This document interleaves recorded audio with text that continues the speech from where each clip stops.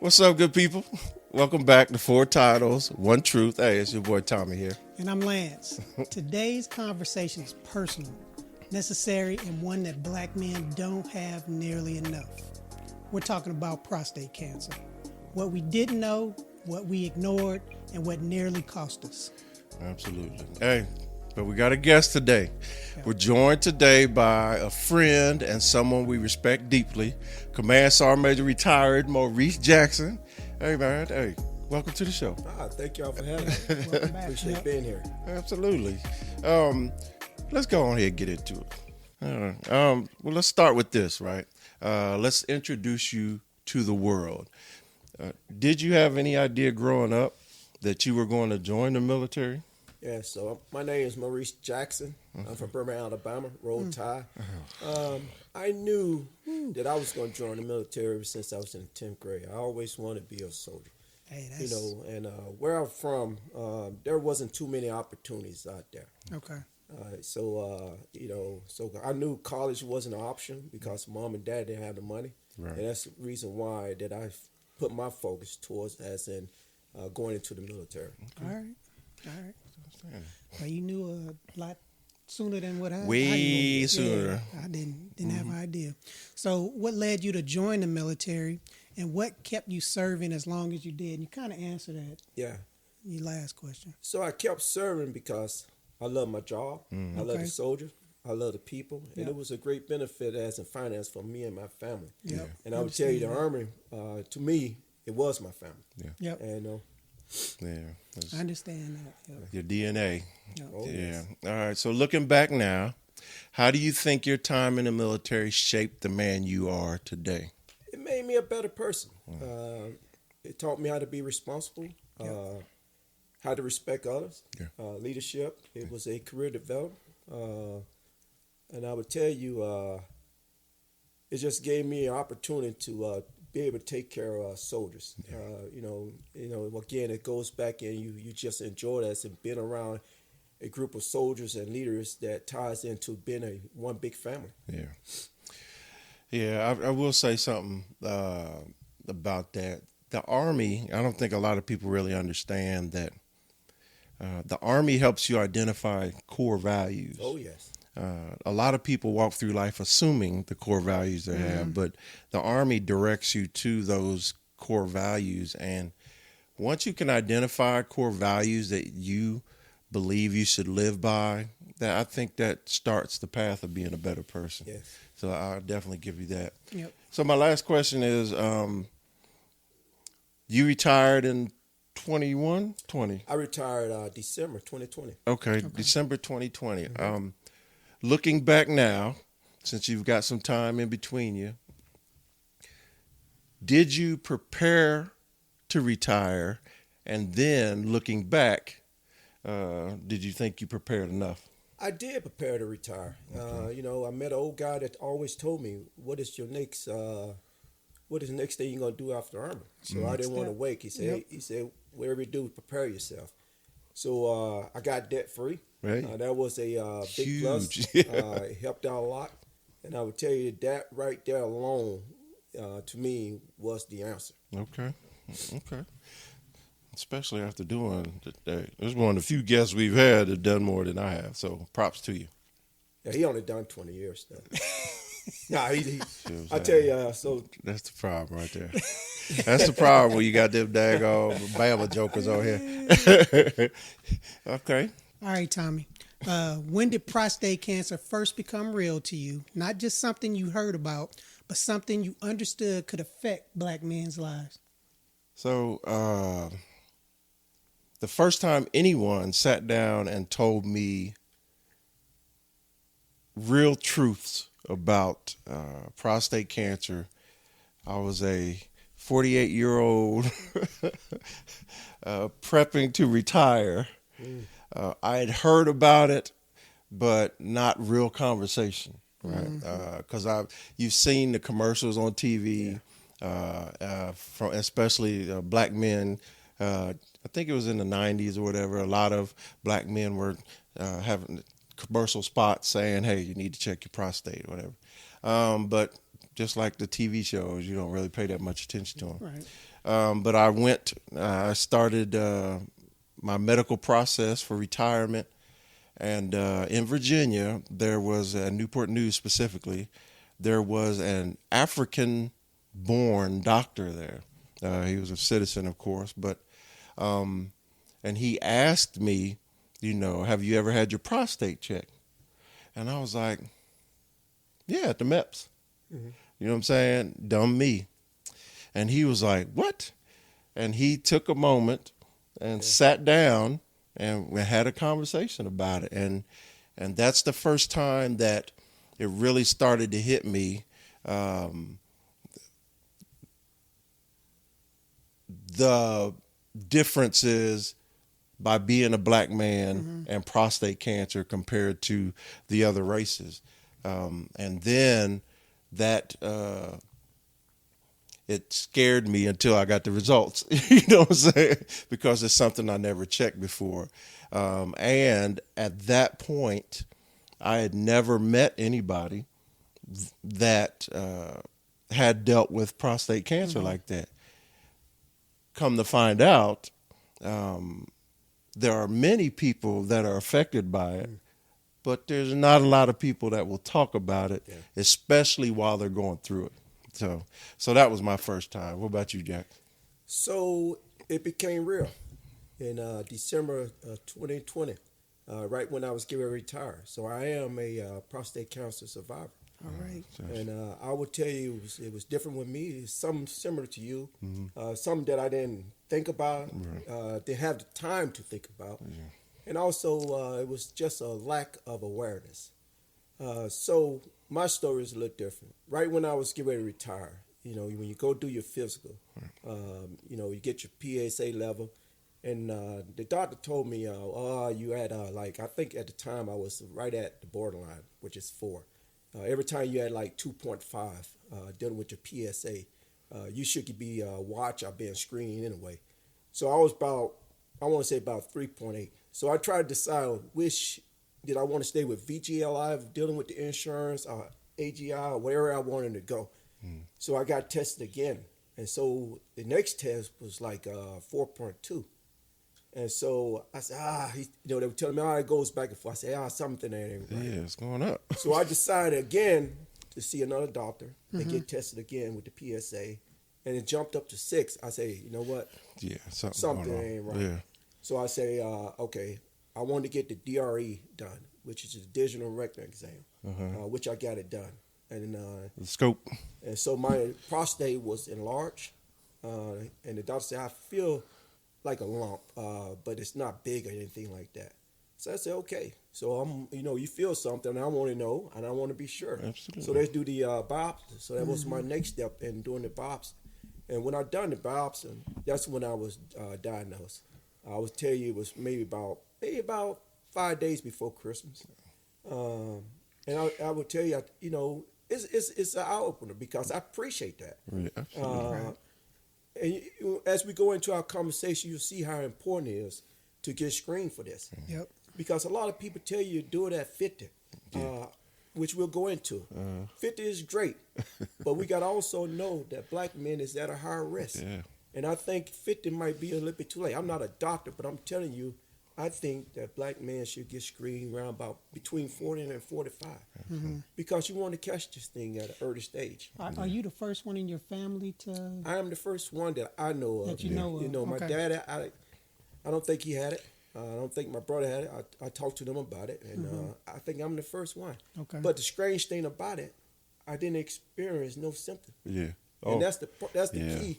At early stage, it might not. Yeah. It might be in your system within a couple of years, and you start getting those symptoms. And I don't know. Maybe those symptoms when you start getting it, maybe it's too late. I don't know. Yeah.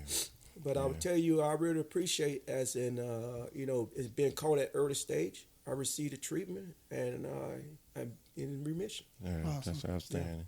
Yeah. What about you? It's going to affect folks differently. So, I mean, I in my profession, in my job, I knew what prostate cancer was, been in cases where we were treating folks for probably the same, one of the treatments that you had, because it's different treatments that you can go through from getting beat, radioactive Chemo, beads to getting full out surgery where they're taking your prostate out. And I can tell you that from when I first saw my first procedure to when I saw my last one in person, in the hospital, it's changed tremendously. Yes. It's a lot safer. Yes. It's a lot more forgiving as far as sparing the nerves and just all of the things that you worry about. Not being able for a man getting that, if you get that radical, not being able to get an erection and things like that. We got a robot now that goes in and gets you to the precise cuts and where you're supposed to be. And the first time that I heard about prostate cancer was my uncle had it. My really? Father's second brother, oldest brother. Well, right under my father. And it was like, because we didn't have prostate cancer in our, it wasn't a history or anything in the family that we knew of. Yeah. So it was like, oh man, his was moving fast too, so he had to get a radical because his got caught late. And I don't know if it got caught late because he didn't go in, when he started having symptoms, or the docs, I think it was the docs didn't jump on it soon enough. It's like, oh, just wait a minute, we can, let's watch it. That's right. So he had it, had the prostatectomy, had the radical, but it still had started spreading. Yeah. So he survived a few more years, but it had started spreading, and he got other cancers and stuff. So and then 3 years ago, my brother got it. Because he was watching the PSA. Yes. Because he went in and it was. Like yours, it was whatever 3. Then went in, it was like 4 or 5. And it was like, what? So they did the biopsy and all of those things, and he had it. So, and he had to get a radical done, and he had it done with the robot, and he came through with flying colors. He's so far been cancer free since then. But it, because whenever I found out my uncle had it, I started getting my PSA done. And this was back in early 2000. And I was a younger man. I was probably in my 30s. Yeah. And I started getting it done. And I didn't get it done for like I think 2014. I had it done, last time I had it done, it was in 2014. And then when my brother came up, it was 2021. I said, let me start. Let me see what my stuff. So then I just started going every year. Getting my PSA, getting that test done, because it's like I want to have an idea. That's right. And I want, and if I do have it, early. I want to catch it early, like you did, because it makes such a big difference. I think, but so that's my experience with it. So. I would tell you, Lance, I think mine was a blessing, because I was downrange. I was deployed at the time. And I had just got back right before COVID and all that stuff broke out, right when all this happened. And I was supposed to stay downrange another year. So that tell you how great God is. Because if I would stay down there and didn't receive the treatment, I haven't been aware that my PSA was jumping, this thing probably would have turned out a lot more. Absolutely. So I thank God for it. My God is great, and it was a blessing. That's crazy. All right, so let's start with you, Jax. Why do you think prostate cancer is rarely talked about openly among black men, even compared to other health issues? I think it's pretty much what we've been talking about. I think it's the lack of awareness, the fear. Not knowing the unknown. Do they trust the healthcare system? Can they afford to get the screen? If you, with us, it's different military. It's pretty much paid for. But on the outside, it's totally different as being a civilian. Can you afford it? Do you have insurance for it? Exactly. That's just, that's real. So those things are definitely factors with the lack of awareness. What about you? Yeah, I mean, I think it's that fear of well, just fear of knowing. Because I mean, that would be any cancer. It's like, how do I want to know that? And then just the type of cancer it is and where it is. And the check. Folks don't want to go tell your voice like, hey, just being a man. Yeah, I mean, it's probably it's a masculinity thing, which is because most of the time your boy gonna make fun of you. Yeah. You know, so I think those two factors. I mean, just you know, stand for itself. I mean, just talk for itself. Yeah. You know, I mean, you can understand why. I'm not gonna say anything because I don't want them to start joning me or talking, you know, clowning me or whatever about this. You know, even though it's a serious topic and a serious thing that if you don't talk to somebody, you don't know, because they might have been going through the same thing. They can tell you, hey, man, you need to go do this. Or make sure when you go to, because that's the big thing is like, make sure when you go to this appointment, make sure you ask the right questions. Because if you don't ask the right questions, unfortunately, some providers won't tell you anything and they won't add anything. And if you don't ask or say anything, you won't know that something is available for you. Because you still can run into providers and people that might not want to treat you the same because you are a minority. Minority. Yes. So, I agree with everything both of you all said, and I'm speaking just for me as a black man. I always knew I was healthy, so I didn't go get checked out unless something was deformed, you know, or torn. That's facts right there. The second thing is post-retirement specifically, you're not guaranteed to have the same doctor. And different doctors take different things more serious than others. Like I've mentioned before that I have an irregular heartbeat. And so I had one doctor who was white, came to me and was like, well, you know, it's maybe not talked a lot, but most black men's heart rate is different. And I'm like, really didn't feel confident with that answer coming from a white man, you know what I'm saying? And a doctor, but I had never heard that my whole life, right? And so when I was retiring, another doctor came and ran all the G's and ran me through the system and all that stuff. And it's not so much a irregular heartbeat, which automatically triggers people. It's just my heartbeat's a little. It's like it's almost got like another rhythm. You know what I'm saying? So it's not like irregular to where it's a negative thing, something that it's just your heart. Yeah, exactly. Yeah. Hopefully that makes sense. So that's another thing, and then the final thing is I just, like I said before, I just didn't take it seriously enough, right? Because once again, yes, I've heard the numbers. Yes, I've seen the commercials and the advocacy for it.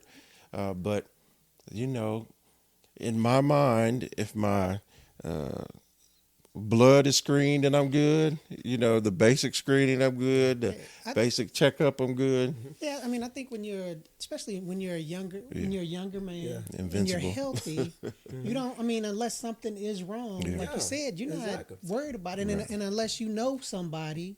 Or have a family history of it, you know. I mean, it doesn't come. It's not on your radar. Like, I'm not worried about that because that's. I mean, like with me, I didn't worry like things that I knew that family had history of diabetes, had a history of some type of heart disease and stuff. So those are the things that I was, was like, okay, let me make sure that I, trying to do all of the things to stay away from those types of diseases. And then if you're not looking for that, then why would you go searching? Especially when you hear all of the horror stories about, the scare the scare commercials and things like that. You're like, oh my God, you know, I don't want to get that. I don't have that. So Yeah, I feel good. Yeah, those things are true because if you knew Sergeant Major Jackson, you know me. I was in top shape. Running the Army 10 miler, all those things. Matter of fact, I had just ran the Army 10 miler maybe about a year prior to that.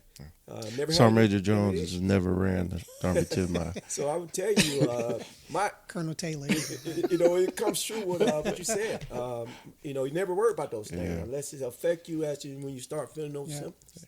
And that's another thing you pointed out earlier, that you didn't have no symptoms. No symptoms. So if it, and you said it, so I don't need to say the whole thing, but if that hadn't aligned like that, the worst case scenario, I'd have never met you. You know what I mean? So that's crazy. Well, I mean, that's because you were about to retire, so you start having all the tests appointments. to find out. Because if you weren't about to retire, But let's stick with this though, because I was getting physicals done. Maybe there was some time that the PSA level was up, but they never said anything about it. Yeah. So that's why we're having this, because it's important. If you get those physical, those are the things you should actually test as a young pay attention. pay attention to those. Pay attention to those results. Absolutely. Yep. Right. So looking back, was something you didn't know about prostate cancer that you now believe every black man should understand? That we're a little more than 2 times more likely to get it than any other race on this planet. That's important. That's something I wasn't tracking seriously enough in my life. Another thing is understanding that you don't know what the person sitting next to you has unless they share it with you. Yep. So I'm going to just do this math problem real quick, right? So out of the 3 of us, Uncle Father had prostate and major prostate surgery. Uncle and brother, I'm sorry. Yep. Uncle brother. My man here is a cancer survivor, right? And then when we talked about doing this episode, a friend of mine, a battle buddy of mine, is going through it now. So that's out of the 3 black men here, each of us have either personal connection because it happened to him, or family, or friend. So that percentage, it's more than 2 times, but it's the more you look into it and the more black men open up, I think maybe it could be higher, specifically in different areas around the U.S. and stuff. What about you? So I didn't know it was a common disease in men, just alone. And I would tell you, you will find out that 1 in 8 men will be diagnosed. Over 300,000 in 2024 that was diagnosed with it. Over 35,000 died from this. This is the second killing disease in men. The second largest killing disease in men? Right behind lung cancer. So I would tell you how serious this is. And catching it at early stage is very important. Yeah, that's paramount. Very important. And I didn't know those things. Yeah. And like Tommie said, 70% of black men are at risk. Twice would die likely from this. So we are at higher risk of being a black man. And that comes back when I tell you, get screened, get tested. This is how important this is. Yeah. Because if you have those symptoms, you may not be lucky. It might be too late. Yeah. So get out there and get a screen. I didn't know how serious this thing was, but it's very serious. Yeah. Nice. Well, I mean, it's just the education piece. Yeah. I mean, I think that's the biggest thing. Because, like I said, in my job, in my profession, I knew what it was, knew what signs and symptoms and all that stuff. But it's just really educating others and taking it seriously. Yes. That it really is all of the facts and the numbers. I mean, it's for for real. Yeah. And then finally, knowing someone personally with it that also changes it too. It makes it more real because it's like it's not just on paper. somebody Behind the camera. else. It's like you actually know this person, you know. So yeah, man, it's yeah. We've talked about it before, especially the generations of black men before us. We have that. I won't say it's in our DNA, you know, but it's in our reflexive nature as men. First off, to if we trip, keep walking. Yes. You know what I'm saying? You know what I'm saying? Don't acknowledge play it. you trip. Absolutely. Yeah, don't acknowledge you it. trip. Just keep on, and maybe other people didn't notice it. And then we also have that. Once we trip, we're the only ones that knew we tripped. So we don't need to talk about it later, you know what I'm saying, until we fall down. And then we got to answer all the questions. How'd you fall on the ground? And that's, it's just my way of saying that my dad was less attentive to his physical needs than I am. His dad was worse, you know, and just going backwards. All we can do now is hope that we can get this message out. And because another thing I just want to highlight again is it's not just that you get checked. It's what Lance and Jack said. You got to know what you're getting checked for, and then you have to know, because if a doc looks at it, they're going to look at your history, right? And if your history is like 3 and now all of a sudden it's 3.6, it may be a concern if they really understand it themselves when it comes to black men and prostate cancer and the importance of it. And they may say, we'll have you tested again, or they may not. Right. And then the next doctor, it may not be the same doctor that's following your pattern. And it's just, it's really serious. And then the last thing I'm going to say before we move on is the fact that we were in a job where it was prudent to the doctors to make sure that we were healthy so that we could go fight and win our nation's wars. Yes. Not everybody has that. That's right. You know what I'm saying? Most people have jobs that have health, but they're nowhere near as strict and as focused as the ones in the military. They may be better, right? But they're nowhere near as focused. And if you don't have that extra alarm or alert, then nobody's going to make you take it more serious. You know what I'm saying? So if you go to a doctor, odds are if you go to a doctor and the doctor says, no, you're good. I saw a couple things, but we'll just keep an eye on that stuff and we'll see you next year. You could not be around next year because of somebody's thoughts. So, but it's just crazy. All right. What does self-advocacy in healthcare really look like for black men? And why is it so critical when it comes to prostate cancer? Taking ownership of it, you know, and educating yourself, and knowing, like I said earlier, the right questions to ask folks, and to know that, you know, if your tests are coming up abnormal and you're seeing a family practice guy, you need to ask for that specialist, that specialist, that urology consult, and get to that urologist who that's his. Part of his repertoire is what they do. Looking at those, you know, that's one of the diseases. He's going to be the one that treats you. So just educating yourself, and then not being afraid to educate others. Yes, you know, let others know. It's like, hey man, I'm going through. You know, talking to your friends, talking to your boys, so that they know. It's like, oh shit, let me go get my test done. So then they can come back, because then you could be the chairman of the of the group, just so that we know. I mean, because it's like now, especially with the age that I am now, where I am in my life, it's like I want to know about what's going on. What did you have to do? What happened? What was a sign that you So, just so that I can catch it, because you want to be around. You want to be around because you want to be around for your family when you were younger, and you really want to be around when you're older, because it's like you get to reap the benefits of watching. That's right. All of that. That's right. All of that you put into it. So I would say just educating yourself, especially if you find out you have it, not being afraid of it, and diving into it and educating yourself so that you know what you don't know. Yeah. Yep. What about you? So Lance stole my answer. Oh, I'm sorry. He must been over there copying us. I'm sorry. But I can tell you though, it's spot on.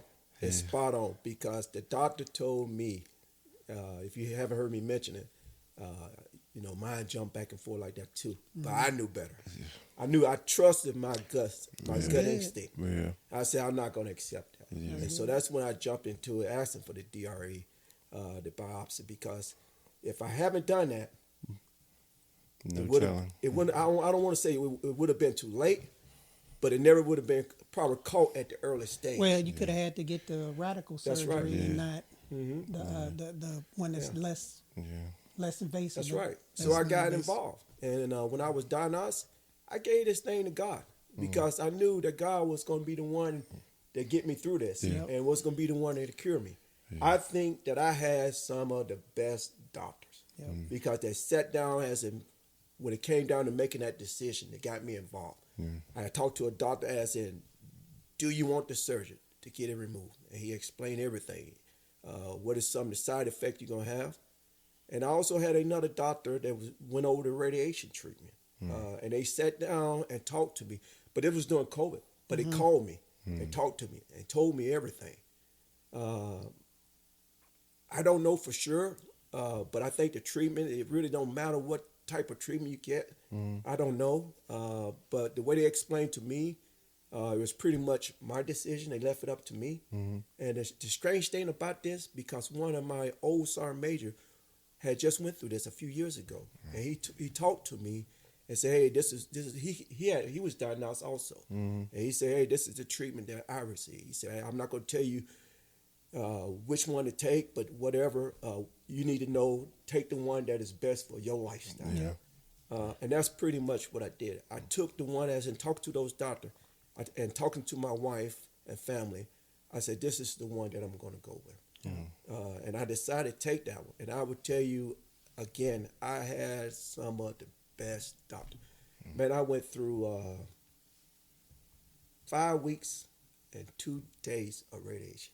I'm talking about Monday through Friday as in receiving radiation. I never got, and they were telling me, the doctor, something stood out. He said, Sergeant Major, wherever you do, stay active. He said, you might gain a little weight with the radiation, and I also had a couple of hormone shots, in my stomach. And he told me, you might gain weight and all that. I never gained any weight. It never slowed me down. I lost your hair, though. Yeah, well, that was gone a while ago. But, it never slowed me down. I was doing everything that I was doing prior to this. And it wasn't hard at all. It wasn't hard at all. Got out of bed, but I would tell you there was some things, as in when you receive the radiation treatment, start messing with your bladder, because it's so close to your bladder, because it's right underneath your bladder. And that's pretty much as in trying to make it from the doctor back home. You have to make a couple stop as in, using the restroom. But I would tell you by knowing that, and they gave me the opportunity to be involved. It gave me the confidence and the encouragement to do all that. That's good. Yeah. Awesome. Goodness.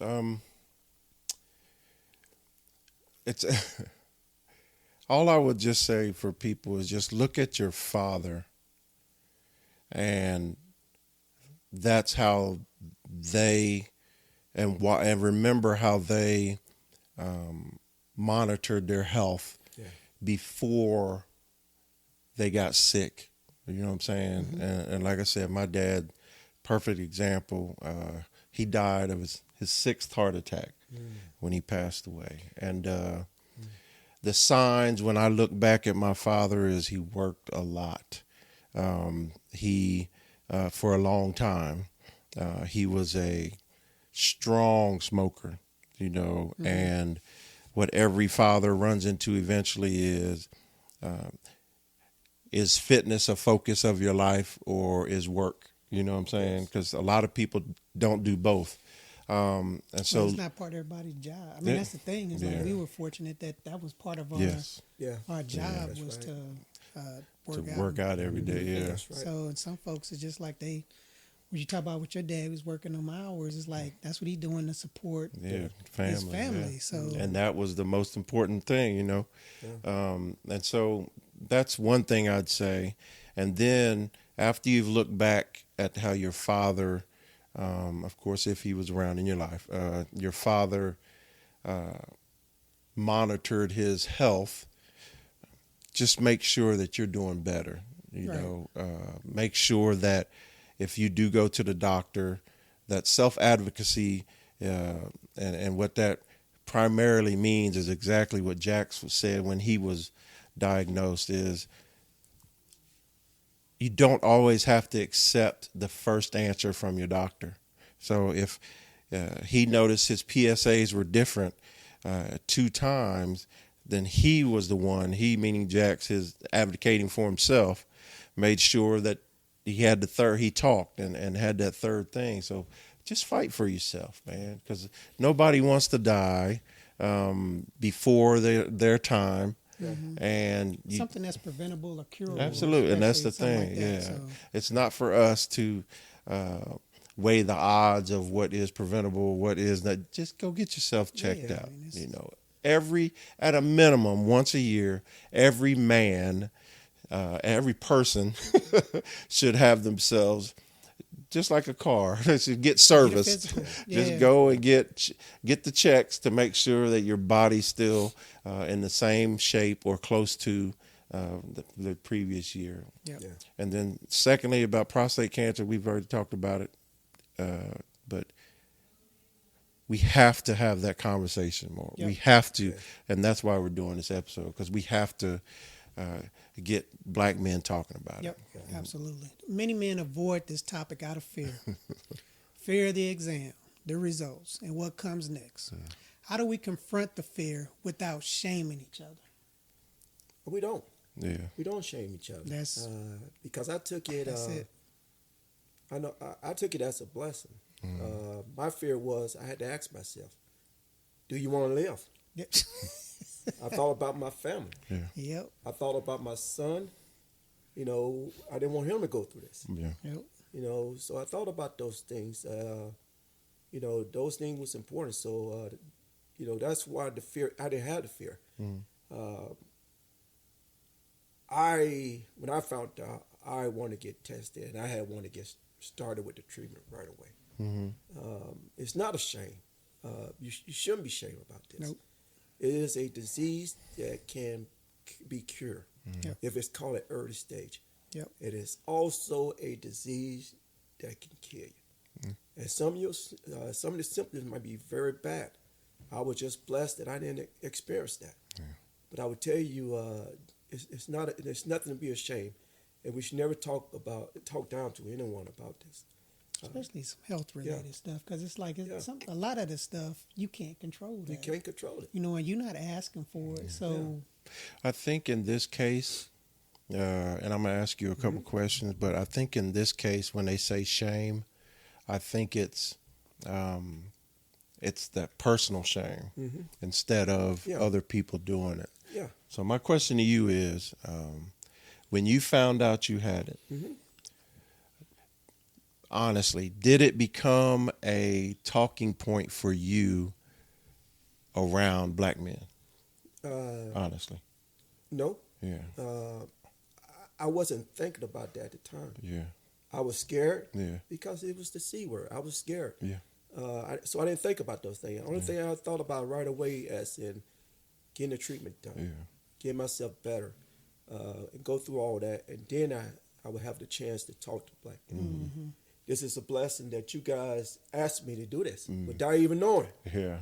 And I would tell you, you guys brought this out. This thing that you're doing right now with this broadcast is very important. And I appreciate you guys doing this, because if we could reach, 1, 2, or whatever we reach after this, it's a blessing. Yeah. And so that's my blessing, as in just giving back. Who can I help? Yeah. So I I didn't feel any shame. I just wanted to get it started and get better. Yeah. And it comes back to the tie as that I wanted to live. Yeah.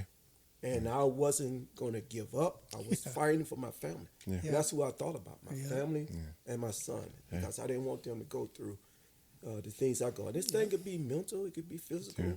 It could take a lot of effect. Yeah, And it's you know, gonna- have that Absolutely. strong support Yep. Yeah. system by talking about this can encourage someone that is going through this to get it done, talk about it. Yeah. And if somebody could reach out to me and ask me, hey, Sergeant Major, how did you attack this thing? Like your friend. You Yeah. can call me anytime, anything, and I would be glad to share my knowledge and experience with him to help him out. Because it helps a lot And that's when you huge. talk to people. Yeah, I mean, that knowledge Absolutely. is huge. Just being able to, like, again, ask the right questions, know the right things to look That's for. right. And being when aware. you're looking at your labs and things like that. So, And I wasn't. That wasn't a got you question. No, it no, was. no, It no. was. It was literally to show how we, as men and as black men,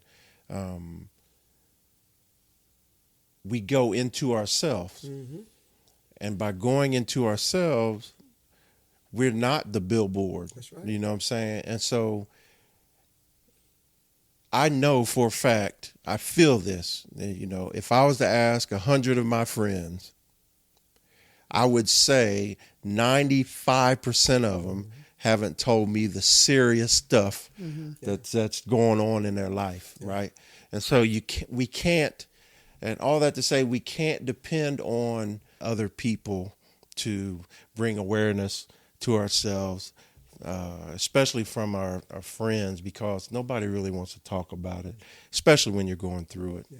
So it's hard to tell somebody to stop being afraid of what they're afraid of. You know, if you're diagnosed with something and the doc tells you you got it, the first thing, that fear is real. It can be crippling, you know, and how do we get specifically black men who are the most in harm's way when it comes to prostate cancer? How do we get black men more involved? It's just doing what you can, you know, and then if you're on the other side and you're hearing it and you haven't been tested regularly, then it's up to you to stand up, make that phone call, and then go see a doctor. Yep. It's that simple to me. Yeah. So it's crazy. So how does seeing prostate cancer up close, whether personally or through someone close to you, change the way you approach your own health? I eat different. You know, try to eat healthy now. It was hard to, try to eat healthy in the military, especially when you're downrange. Because you ain't got time. You know what you got. Yeah. So I try to eat healthy, and I continue to try to, just exercise, stay active. That would really help me out. Right. I think me being so active, I respond to the treatment very well. Yeah. Being healthy helps. For but real. I mean, it didn't break you down. No, because you were healthy. Yes. What about you? I mean, I guess it makes me, especially for, again, having the work knowledge of it and working through it and then knowing folks what it's like, just make myself more open. It's like you got a question about, let me know. Because, I'll give you all of the info and where you can look and connect you up with, because my brother is not afraid to speak about it or get, let people know what he went through. So just being there, being open for folks, letting people know. That's strange because I was trying to figure out how the way to get it out. Oh, really? So by you guys doing this, it helped me. Hey, glad we could help on that one. Just for me, it's just getting older. The things you have to do to adjust to yourself, like you said, diet, your fitness, water intake. There's a lot of things that you have to start paying attention to that you've never done before. And, I'm going to tell you, when we start talking about coming up with this, how we're going to approach this episode and then for my battle buddy to admit to me, because I sent him a request to be on the show, and I was and like I do all the guests, I say, hey, is there something that's personal to you, something that you want to talk about that fits under your four lenses? And he thought about it, and then he came back with, I guess it's exactly how it came out. He was like, well, I guess we can talk about this prostate cancer that I'm going through right now. I'm like, what? You know what I'm saying? So that got me emotional, you know what I'm saying? Because first we talk about the show, then I do research to make sure that I'm competent when I'm talking about it, and then remembering my past, and then all of a sudden finding out that just reach my arm out another direction, there's another black man that's dealing with this situation or this cancer, and it's just like, it's humbling, but it's hopefully it's eye opening, and that's diet. That's all I can say. I don't have any super fix, because there is none. Yeah, I mean, because it's gonna affect people, everybody differently. It might not affect Jack the same way it affects me, or me the same way you. I mean, it's just we're all different like that. So. Yeah. And tell him if you can, reach out to him and let him know that he can call me anytime. Okay. I'm glad to talk to him and share my knowledge and experience with him. Absolutely. Some of the things that help me out as well. Okay. I definitely will do that. All right. So if a black man listens to this episode and does nothing else, what is the one step he should take immediately? And why does it matter? So I wrote a few things down because I want to make sure that I get this out. Okay. And some of the things we probably already talked about. I just got a few things to say. Trust your doctors. Listen to your doctors. Go with your gut instinct. You know your body better than anybody. Get this screening done. Black men at the age between 40 and 45. I might be wrong, but I think it's out there. The early screening. Yes. Yeah, with the African doctor, he told me 30. Okay. He said there's nothing wrong with getting it checked when you're 30. Because you want to get it caught absolutely. at the early stage. Because this thing is very treatable. Yeah. If you want a baseline. Stage. Well, his response to me of why do it earlier, and he said 30s, is because it's documented and it's identified, right? So PSA now is highlighted in their notes. Yeah. And that's something that can follow you for the rest of your life on your appointments. And that's what doctors do. They look at the history, and if something's highlighted, then that's something that they'll pay attention to. So that was his reasoning for doing it in the 30s. Yeah. And if you haven't got it done, get it done. Get it done ASAP. And we can admit, nobody likes a prostate exam. No. But the PSA would definitely... it's pretty accurate. Yeah. It's pretty accurate. Yeah. Think about your family, and think about your son, your brothers. Do you want them to go through all this? And just know that we go back talking about this is a common disease in men. Black men is at the higher risk, and like I said, over 300,000 men in 2024 were diagnosed with prostate cancer, and over 35,000 had died for it. That's over 10%. Yeah. That's a lot. Yeah. Over 10% diagnosed died from it. Yeah. So know that the advanced stage is starting to increase. Yeah. You don't want to be there. That's why this is very important to get screened. And trust your doctor. Again, I had some of the best doctors out there, and I was just blessed with them. And I really appreciate everything they done, because those guys, I tell you, they was spot on it. Everything that I needed, didn't think about. If I didn't ask the right question, they was there to make sure that I knew the right answer, and I appreciate that. And a real good crew now. Yeah. And have a support system is very important. It can encourage you, and we all know this. And I think you guys hit it spot on, as in the support system definitely matter. My support system, I wish it could have been more. At the time when I went through the treatment, before I told the rest of my family, my strongest support system was my wife. 100%. And I would be honest with you, my wife and my old sergeant major, who was my brigade sergeant major, they were my strong support because he experienced this. Yeah. And that's all I had. Yeah. That's all I had. But we fought through this thing. I'll be lying to you if I said I wasn't scared. Yeah. But I knew that I had to tackle this thing. Yeah. And I gave it to God. Yeah. You know, and I knew that God was going to be the answer, as in to get me through this and cure me. And when I started talking to my doctor, my trust was there. And I said, okay, I'm in great hands. Yeah, that makes it a lot easier. easier. Yeah. It makes it a I lot was easier. in great hands. And that, one thing that me and Lance talk about all the time is your mind is almost as much in control of your reaction to bad news as is your body. That's right. You know what I'm saying? So, you know, you could have cancer for 5 years and your body just keeps adjusting to it. And then you go get diagnosed and now your mind is aware of it. And then people die 3 days later. I mean, it's real stuff. Yeah. You know, it's just goodness gracious. Stay on that, Tommie. You said, you know, a day could be you could die from. That's how fast this thing mine's jumped. Mine jumped within months. I'm talking about from maybe 3.8 or 4, wherever it was at, to 6 within months. Wow. Yeah. That's crazy. Yeah.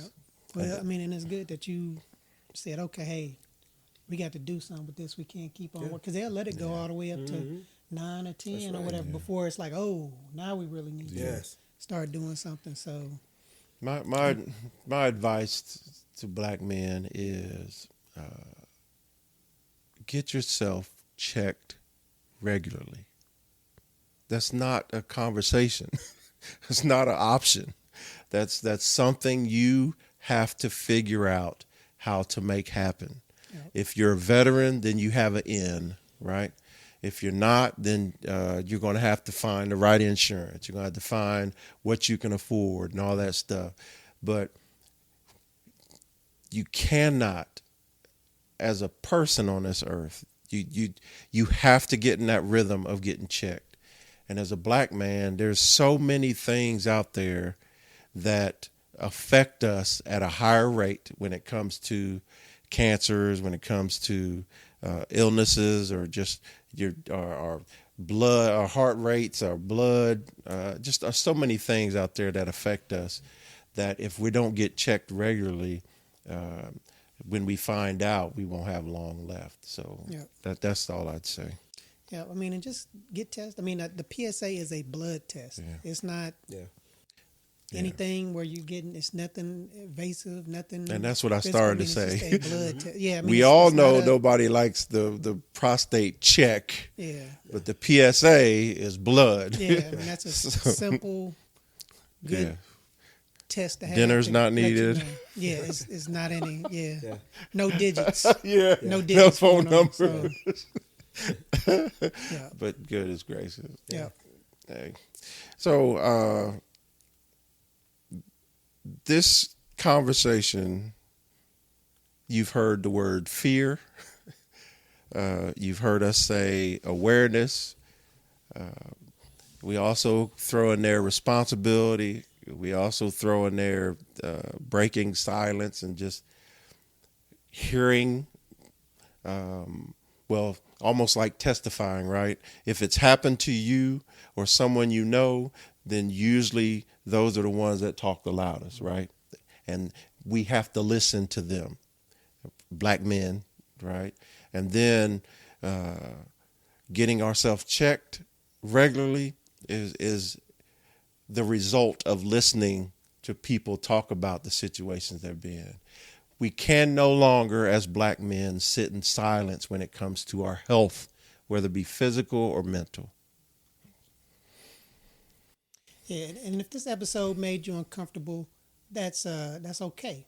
If it made you think, that's even better. And if it moves you to take action and see a doctor, then it did what it's supposed to do. Absolutely. And brother, let me tell you something. Thank you for telling us of your fight with prostate cancer and surviving it. And then also we thank you for bringing your experience to the show so that we could have a real conversation with someone who's doing less of what he was trained to do or who doesn't know, but we have somebody You live. Absolutely. So that, I mean, that's the lived it thing. and You got survived that it. real life experience Absolutely. from it. And That thank is you not for just sharing, man. Yeah. Absolutely. Word of mouth. Mm-hmm. Yeah. Well, I would just like to say thank you both for inviting me here today to be able to share. And thank you both for doing this. It's going to reach somebody. Yeah. And it's going to make a difference in someone's life. Okay. So I really appreciate you guys doing this. And thank you for having me. Appreciate it, brother. And before we go on, I just want to know, is there anything that you want to say, whether from the heart or whether it be from your notes?